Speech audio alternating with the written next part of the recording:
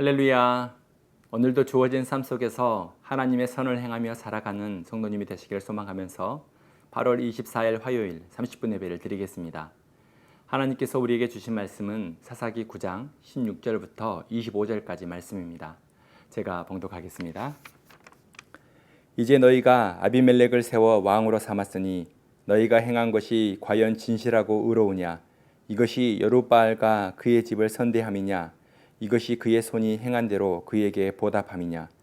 우리가 아버지가 전에 죽음을 무릅쓰고 너희를 위하여 싸워 미디안의 손에서 너희를 건져냈거늘 너희가 오늘 일어나 우리 아버지의 집을 쳐서 그의 아들 70명을 함 바위 위에서 죽이고 그의 요정의 아들 아비멜렉이 너희 형제가 된다고 그를 세워 세겜 사람들 위에 왕으로 삼았도다.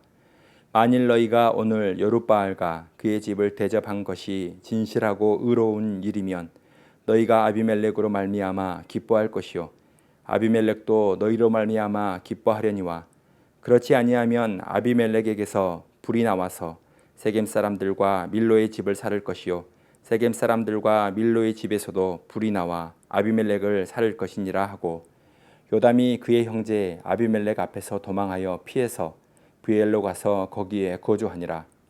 아비멜렉이 이스라엘을 다스린 지 3년에 하나님이 아비멜렉과 세겜 사람들 사이에 악한 영을 보내심에 세겜 사람들이 아비멜렉을 배반하였으니 이는 여룻바알의 아들 70명에게 저지른 포악한 일을 갚되 그들을 죽여 피 흘린 죄를 그들의 형제 아비멜렉과 아비멜렉의 손을 도와 그의 형제들을 죽이게 한 세겜 사람들에게로 돌아가게 하심이라.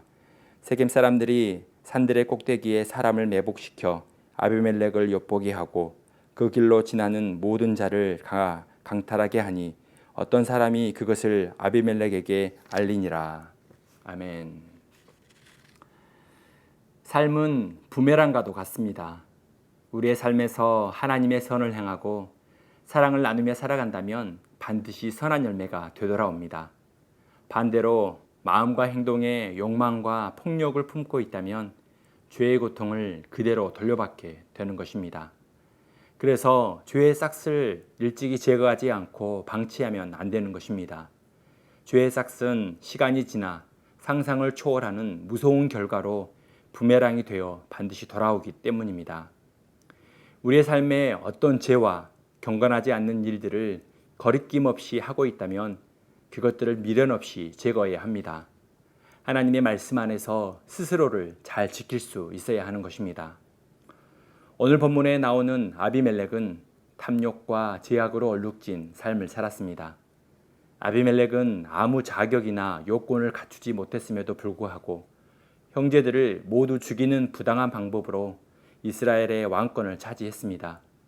이에 대하여 아비멜렉의 칼로부터 간신히 목숨을 건진 기드온의 막내 요담이 아비멜렉과 세겜 사람들의 가증한 죄악을 책망했습니다.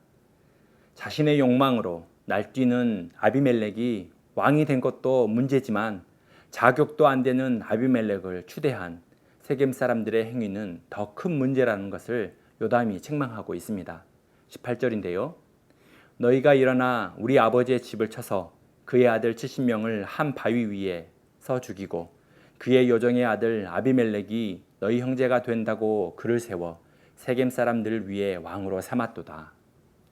세겜 사람들은 예전에 기드온이 죽음을 무릅쓰고 자신들에게 베풀었던 은혜에 대하여 배은망덕한 짓을 저질렀음을 고발하고 있습니다.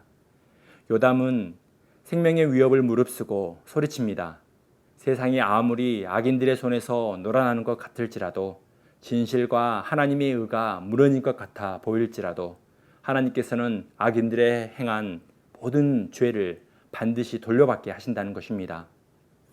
안타깝게도 아비멜렉과 세겜 사람들은 요담의 책망을 듣지 않습니다. 귀를 닫고 마음을 닫고 다른 형제를 죽이려 한 것처럼 요담을 죽이려 했습니다. 진심을 담아 전해준 조언과 책망을 듣지 않고 자신의 마음속에 있는 욕망과 죽음의 칼을 내려놓지 않았습니다. 그래서 하나님께서는 아비멜렉이 이스라엘의 왕이 된 지 3년이 지나 아비멜렉과 세겜 사람들 사이에 악한 영을 보내십니다. 23절인데요.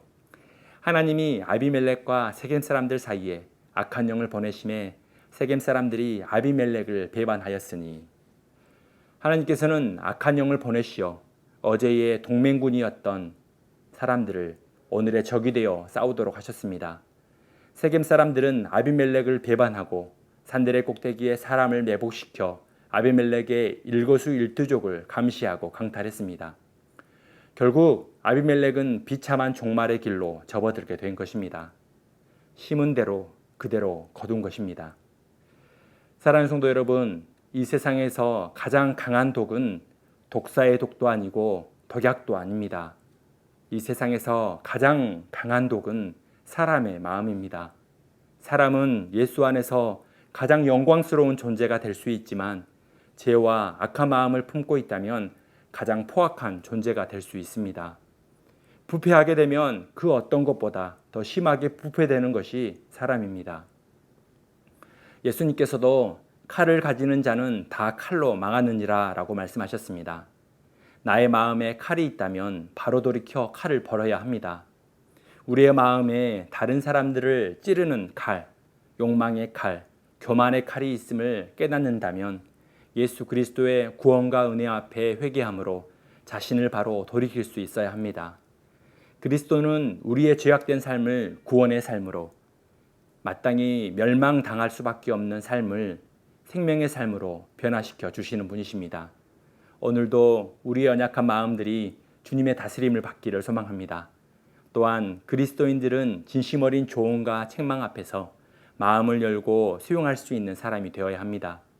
배우자의 소리, 부모의 소리, 부모는 자녀의 소리를, 경영자는 직원의 소리를, 직원들은 경영자의 소리를, 그리스도인들은 이웃의 소리를 잘 들을 수 있어야 합니다.